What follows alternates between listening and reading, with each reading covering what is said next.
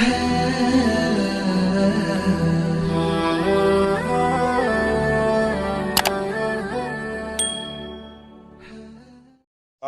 بالله من الشيطان الرجيم. بسم الله الرحمن الرحيم. يا بني إسرائيل اذكروا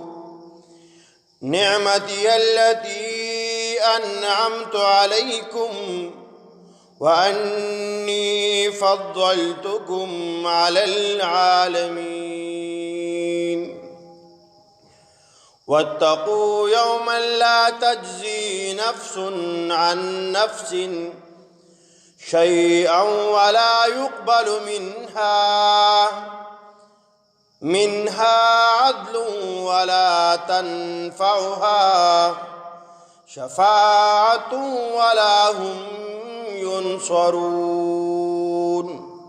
صدق الله العظيم. سورة بقرہ لمبے سپارہ 122 نمبر آیات مبارکہ. اللہ رب العزت د بنی اسرائیل تذکرہ د مخکینه شروع کړی وه او په هغوی باندې کوم احسانات الله رب العزت کړي وو هغه د لومبۍ سپارې د شپږمې رکو د ابتدا نه د پنځمې رکو د ابتدا نه شوې وه. یا بني اسرائیل اذکروا نعمتي التي انعمت عليكم واوفوا بعهدي اوف بعهدكم وإياي فارحبون. حدیثنا اللہ رب العزت پا بنی اسرائیل د حضرت یعقوب علیہ السلام اولاد پاوی چې کوم انعامات و احسانات کړیو هغه ور یاد کړو. بیا الله رب العزت د بنی اسرائیل کومې بد عملی وي کم نافرمانی وي الله رب العزت بعض هغه ذکر کړی لکه د سخی عبادت او دارنګي د الله رب العزت د پیغمبرانو تکذیب د کتابونو تکذیب د مخکینی کتابونو داوی مذاق اڑاول دای پس خنداګانې کول مختلف قسمه خبر ذکر شوی. جناب نبی کریم صلی الله علیہ وسلم په دور کې چې کم یهود او نصارا او داوی بد عملی هم ذکر شو چې د پیغمبر علیه السلام خدمت ته براتلو او راینه ټکې به وي دې لپاره چې مؤمنانو مسلمانانو له دوکه ورکی او په خپل پیغمبر پسې خندا او دارنګ داوی استهزاء وکي. الله رب العزت دا ټول ذکر کړو. د دین بعد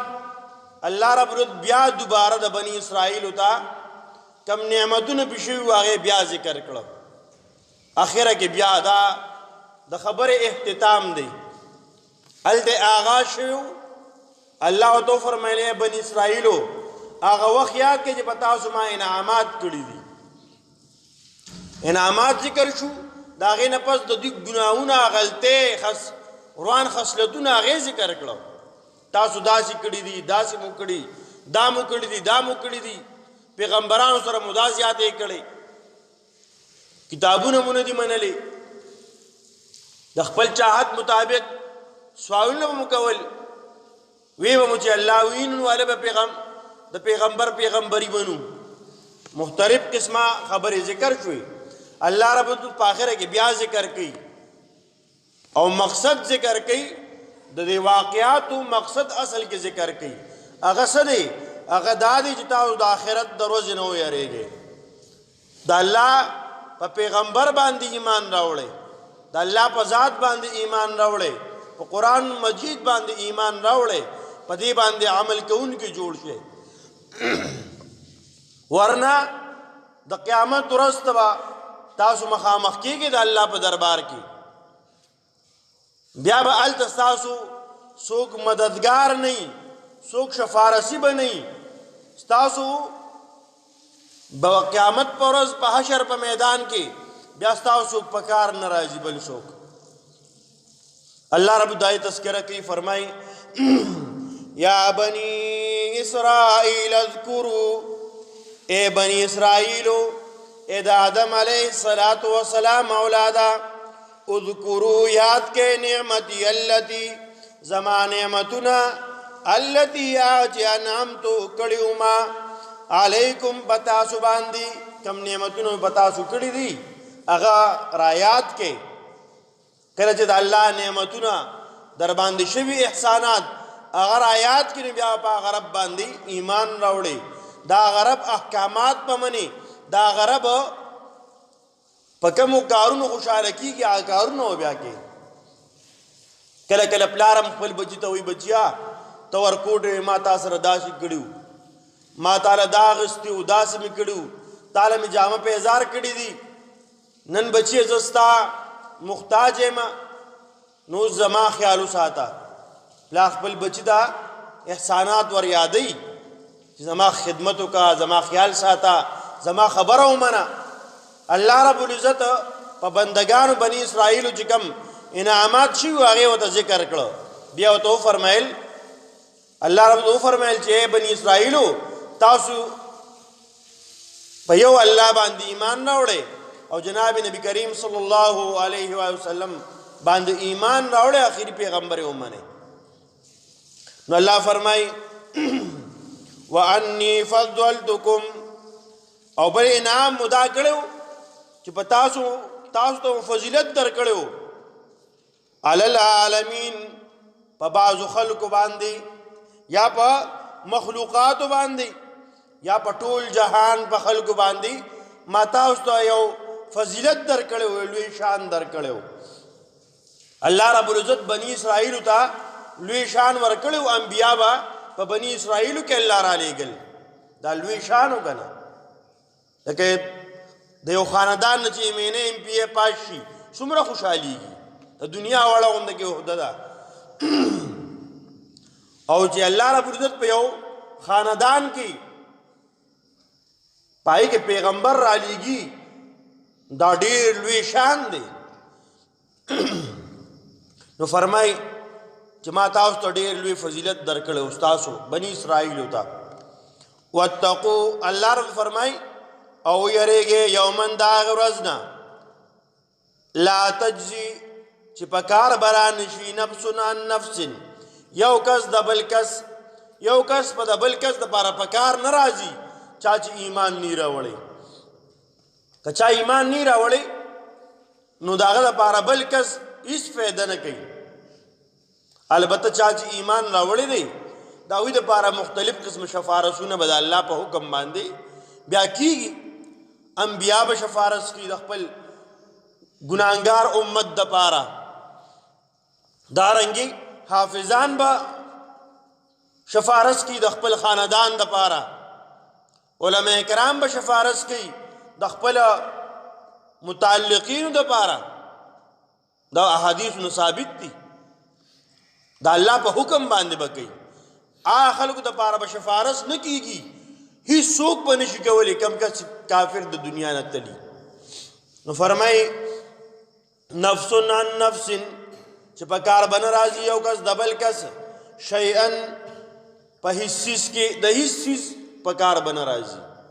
اس فائدہ بل څوک نشي ورکولی منها داغنا عدل سبدلا ولا تنفعها او نه په باور نکړي هغه ته شفاعت شفارس ولا هم ينصرون او نه بداوی مدد وکړي شي الله فرمای چې کوم خلکو ایمان راوړي نو ته فائدہ ملاويږي اخرت چې د الله د آخرت د ورځې نه یریدل په الله ایمان نه وړو نیک اعمال ونکړه په پیغمبر ایمان او په قران مجید باندې ایمان چې کوم د ایمان تقاضی دي دی پوره نکړي نو دا څه کس د پاره په آخرت کې څوک شفارسي شته نه څوک بل کسې بوج چوتولی شي. په دنیا کې په یو سړي باندې سخت رااله بل کسو سره امداد وکړي، هلکه دا جرمانه شو، زه راځئ د کلي خلک ورسره جرمانه ډکه کړي یا ورسره رشته دار تعاون وکړي. خو د قیامت په ورځ به یو انسان ناکامه شو او دی ایمان والا نه دی، او د لپاره بیا څوک سفارش نشي کولی، نه د څوک د قیامت په ورځ بیا پیټې اخیستی شي. د حشر په میدان کې د ده د ګناهونو کم پیټې دی، دا بیا بل څوک نشي اخیستلی. نو دې وجې نه الله رب العزت فرمایي ای بني اسرائیلو په تاسو مې انعامات کړي دي، په تاسو مې احسانات کړي، هغه رایات کې او تاسو په الله ایمان راوړئ، په ورځ د آخرت ایمان راوړئ، د آخرت د سخت ورځ نه ویریږئ. دغه ترغیب او ترغیب ملا امت الله رب ورکوي. دغه بني اسرائیلو ته چې کوم انعامات پې شوي دي هغې ور یاد کړو، او د دومره واقعاتو